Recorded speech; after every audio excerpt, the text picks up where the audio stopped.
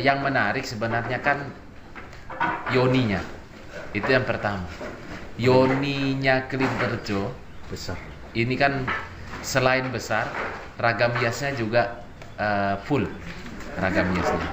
Setiap sisi punya ragam hias dan ceratnya masih utuh. Ada patahnya hanya di penopang cerat itu, yang kepala ular atau naga itu. Nah, itu aja yang rusak ya.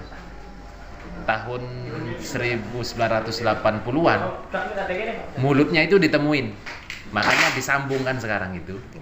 Nah, tapi yang menyambung juga dari warga sini. Jadi warga sini itu, ini cuma cerita Mas.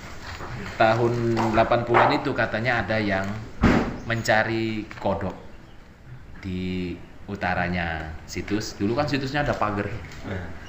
Nah, terus nyandung batu, dilihat itu kok kayak gigi ular apa namanya.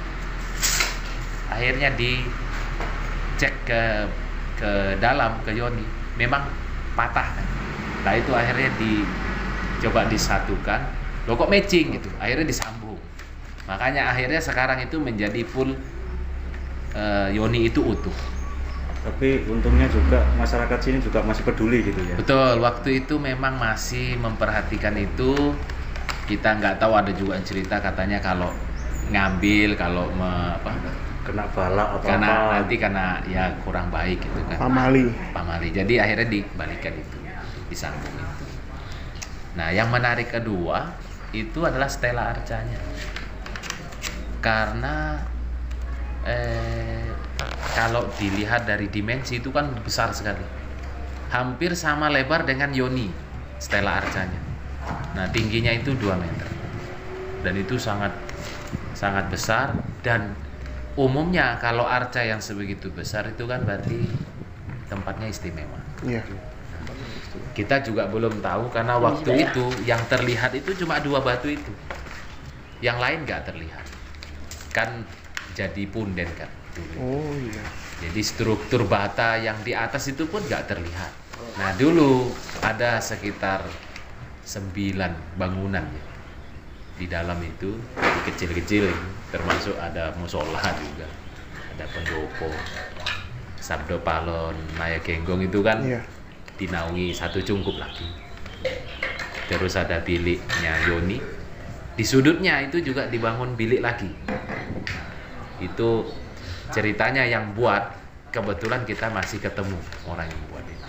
Oh, gitu. Jadi memang itu untuk bertapa.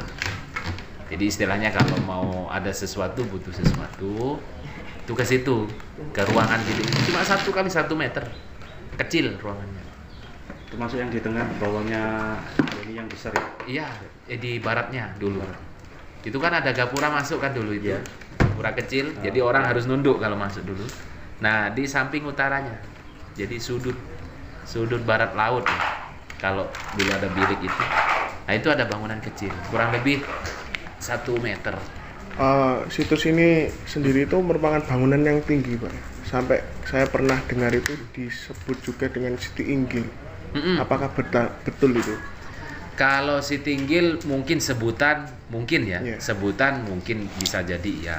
Tapi yang dinamakan Siti Inggil sampai sekarang ada itu adanya di Bejijo. Sebelum Berahu kalau dari Jalan Besar. Nah, Siti Inggil itu kan kalau sebutan memang gundukan tuh. Tanah yang tinggi ya, tanah yang inggil, yang tinggi. Nah, karena memang sekelilingnya situs ini kan sawah dan sudah turun tanahnya. Dan dulu memang ada pengolahan lahan untuk bata di awalnya. Terus buat sawah juga. Jadi lapisan atas itu juga sebenarnya sudah tergali. Tapi tidak menggali di dalam situs itu. Karena memang sejak lama ini kan sudah dikeramatkan lah istilahnya sama warga itu. Jadi nggak berani ngikis bagian dalam.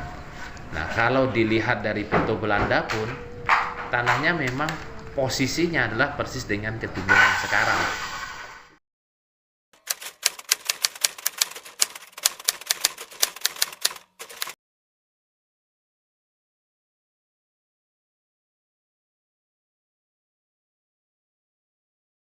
Hubungan antara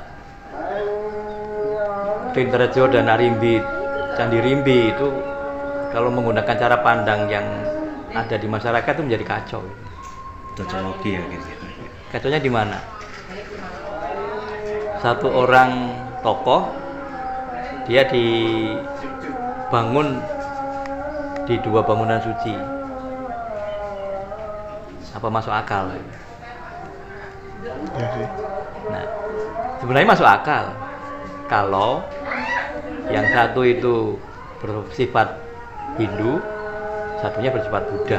Arti dari ini benar. Itu masuk akal. Tapi ketika dua-duanya Hindu, nggak masuk akal. Untuk apa? Iya.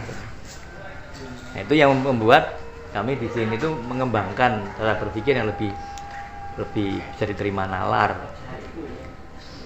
Andai kata benar bahwa di Candi Rimbi itu untuk memuliakan Tribhuwana Tunggadewi, di sini untuk siapa?